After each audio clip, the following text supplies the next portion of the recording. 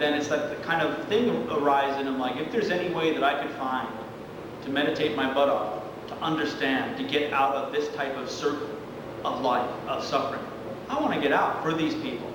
And he did an act of truth. If I could reach enlightenment, he puts a bowl into a stream, then this bowl will go upstream. So the story goes.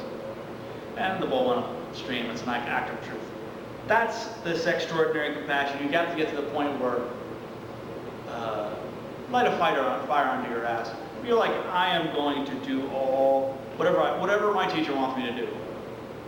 Get a job at a corporation and give all the money to whatever. Meditate every day.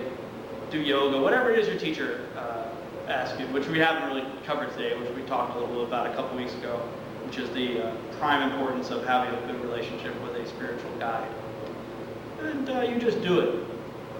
You want to get to enlightenment so that you can be of some benefit to these people. And that cause should get you to bodhicitta, which is the seventh. And bodhicitta is what I just described, this kind of great opening of your heart. If you have a direct perception of emptiness, and you have this bodhicitta in your heart, then you go up the bodhisattva bhumis very nicely. If you don't have bodhicitta in your heart, you wind up with a nirvana, a lower nirvana, eventually. Eventually you got to go up to bodhicitta. So Tsongkhapa used to say you might as well start on the highway right now. Tsongkhapa said that bodhicitta is like a highway to Buddhahood. Why did he say that? Because like a highway, you can get to New York, to LA quicker.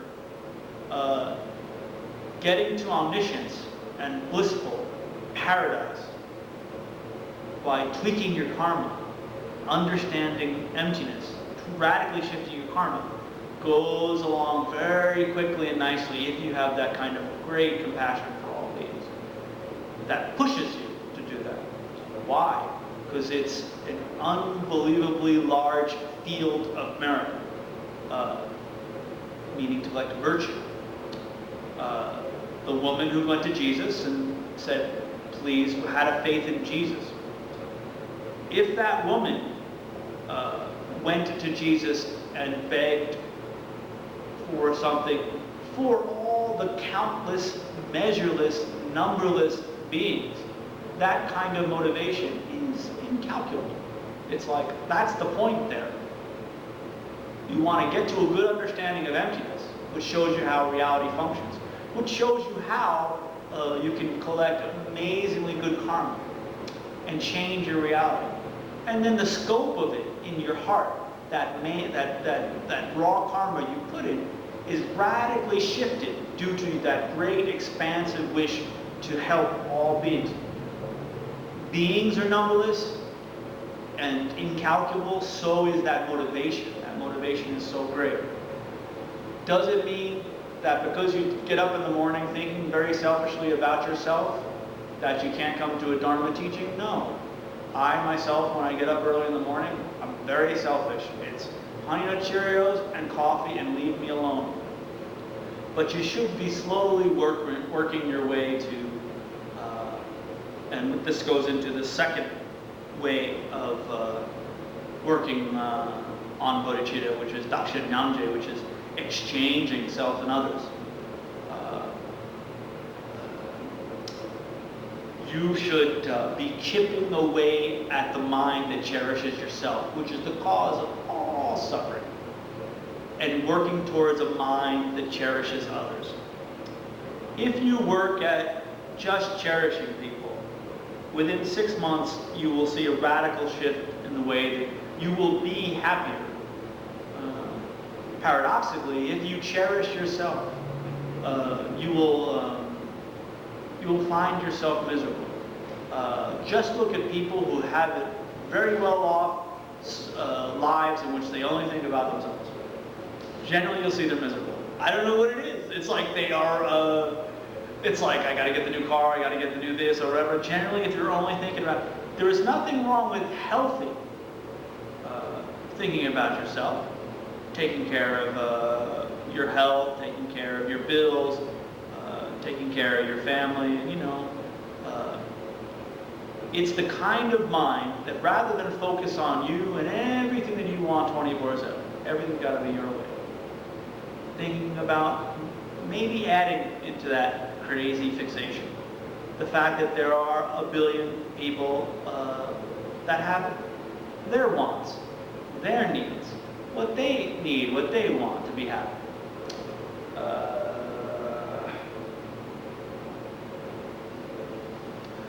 And this method is not so much changing yourself with others, it's just that. Rather than exchanging self and other, like you hear see the Buddhist books all over the place, exchanging self and others. I used to actually think, I'm going to put myself in their shoes, I'm going to become them. That's not the point. The point here is to just get rid of that demon, which is like Buddhism doesn't really have demons per se. Although Rinpoche would probably disagree with me because he's Tibetan. But no, like, we don't have a devil.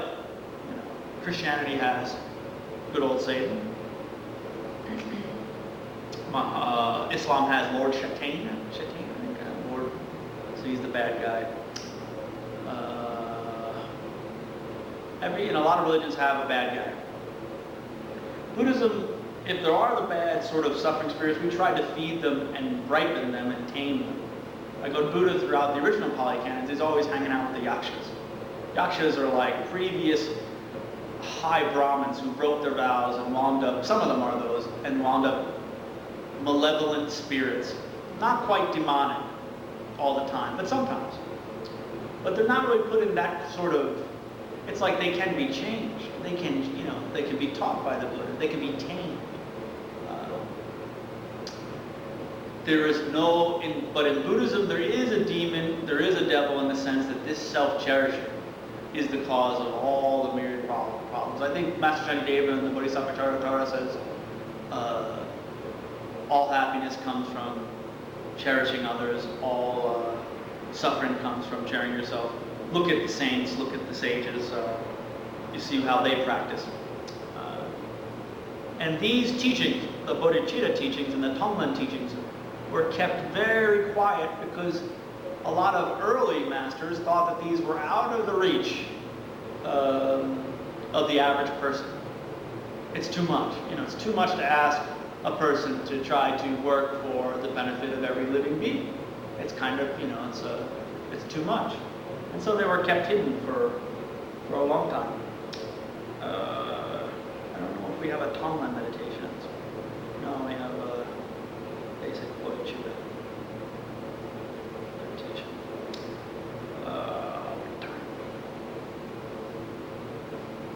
So, I'm going to take a 5 or 10-minute break, and then we're going to do a meditation. It's a really long meditation. I'm going to try to pound out as much as we can because we're way behind in it. I have like way too much meditation, and I have to try to finish it by the 25th. But the meditation is going to be chopped up into blurbs and put on the internet. So if you missed anything, you just do a Google for Buddha blurb, and it'll come up all the Buddha blurbs. And amongst the Buddha blurbs, there'll be this meditation. Correct view. But there are many different views, philosophical schools, of what emptiness is. And somewhere in them is where you fit as far as your propensity. And we'll touch on that next week. I don't know how many more weeks we have. 2? Yes. 25th? Yes, Okay. 2 more Mondays after this one. Maybe you could do like this, a little emptiness talk that start with the pen, the angry guy. And I'm trying to, I would love to do the 4 schools, but that would be beyond the breadth or scope. Basically, the problem is getting people thinking, falling into the 2 extremes of eternalism or nihilism.